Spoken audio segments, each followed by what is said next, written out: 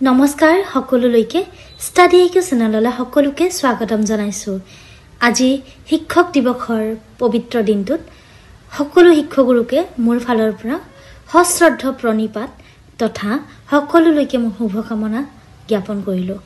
আজি এলপি আৰু ইউপি স্কুলৰ শিক্ষকৰ নিযুক্তিৰ বিষয়ে আলোচনা কৰিবলৈ এই ভিডিঅটো প্ৰস্তুত কৰিছো। আশা কৰিছো ভিডিঅটো চাই আপোনালোক উপকৃত হ'ব।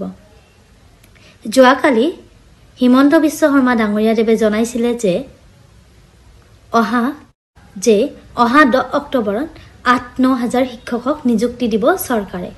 এনেকৈ এটি বাতৰিও প্ৰকাশ পাইছিলে আৰু তেখেতে নিজেও কৈছিলে এই বিষয়ে।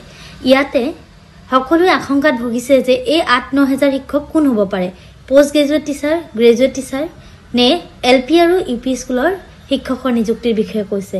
কিন্তু আমি সকলোৱে জানো যে এলপি আৰু ইউপি স্কুলৰ যি 5550টা পোষ্ট আছিলে, সেই পোষ্টসমূহত কিছু সংখ্যক প্ৰাৰ্থীয়ে উচ্চ ন্যায়ালয়ত এটা কেছ দিছে।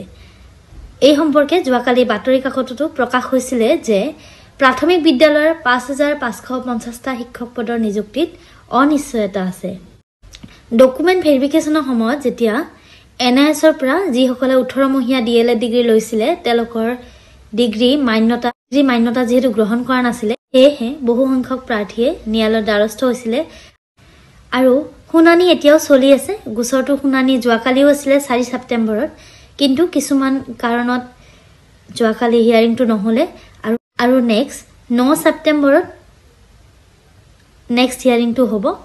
চ' আশা কৰিছোঁ 9 ছেপ্টেম্বৰত আৰু এটি হিয়াৰিং আছে। এতিয়া এই যে 8-9 শিক্ষকক নিযুক্তি দিম বুলি কৈছে, এই 8-9 শিক্ষকৰ উপৰিও যে 5550টা শিক্ষক পদৰ বাবেও তেখেতে নিযুক্তি পত্ৰ বিতৰণ কৰিব অহা 10 অক্টোবৰত, সেইটো তেওঁ অপেনলি ক'ব নোৱাৰে, যিহেতু মেটাৰটো এতিয়া ছাবজুডিচ হৈ আছে গুৱাহাটী উচ্চ ন্যায়ালয়ত। ইয়াৰ বিৰুদ্ধে যিহেতু এটা কেছ চলি আছে, ফাইনেল হিয়াৰিং যেতিয়ালৈকে নহয় বা ফাইনেল অৰ্ডাৰ যেতিয়ালৈকে নাহে তেতিয়ালৈকে কোনেও ক'ব নোৱাৰে যে সেই পোষ্টসমূহৰ নিযুক্তি অমুক তাৰিখতে দিম বুলি। গতিকে যিহেতু অকণমান টাইম আছে, এমাহ এতিয়াও সময় আছে। 9 ছেপ্টেম্বৰ যিহেতু নেক্সট হিয়াৰিং ডেট, 10 অক্টোবৰত এপইণ্টমেণ্ট লেটাৰ দিব, এমাহ এটা সময় থাকিব আৰু আশা কৰিছোঁ ছেপ্টেম্বৰৰ ভিতৰতে গোটেই কেছটোৰ ভাৰ্ডিকটো আহি যাব। যিহেতু 25 জুনতেই কেছ ফাইল কৰা হৈছিলে, ছেপ্টেম্বৰ মাহত যদি আপোনালোকৰ ফাইনেল অৰ্ডাৰটো আহে, অক্টোবৰত আপোনালোকে নিশ্চয় নিযুক্তি পত্ৰ লাভ কৰিবলৈ সক্ষম হ'ব। ইতিমধ্যে মুখ্যমন্ত্ৰী ডাঙৰীয়াদেৱে জনাই থৈছে আপোনালোকক যে অক্টোবৰ মাহৰ ভিতৰতে নিযুক্তি পত্ৰ বিতৰণ কৰিব। গতিকে আশা কৰক যে আপোনালোকে 10 অক্টোবৰত নিযুক্তি পত্ৰ পাবই।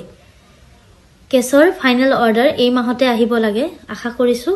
এতিয়া আপোনালোকে ঘৰতে বহি এটা কাম কৰিব পাৰে।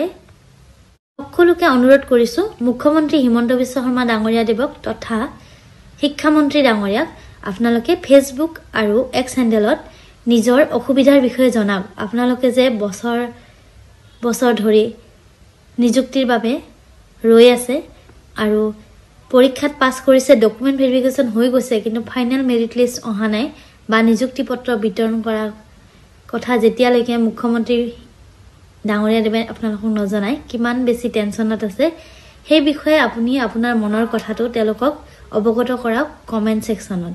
মুখ্যমন্ত্ৰী হিমন্ত বিশ্ব শৰ্মা ডাঙৰীয়াদেৱৰ এক্স হেণ্ডেল, ইয়াতে আপোনালোকে জনাব। তেওঁ নিশ্চয় এই বিষয়ে গুৰুত্ব দিব আৰু যিহেতু তেওঁ কৈছে অক্টোবৰ মাহত এপইণ্টমেণ্ট দিব, গতিকে তেখেতে কোৱা কথা সদায় কৰেই আমি দেখা পাইছোঁ। চ' এইখিনি জনাব আছিলে। আশা কৰিছোঁ ভিডিঅ'টো চাই আপোনালোক উপকৃত হ'ব আৰু যদি ভিডিঅ'টো চাই ভাল পায় প্লিজ লাইক আৰু শ্বেয়াৰ কৰিবলৈ নাপাহৰিব। ধন্যবাদ।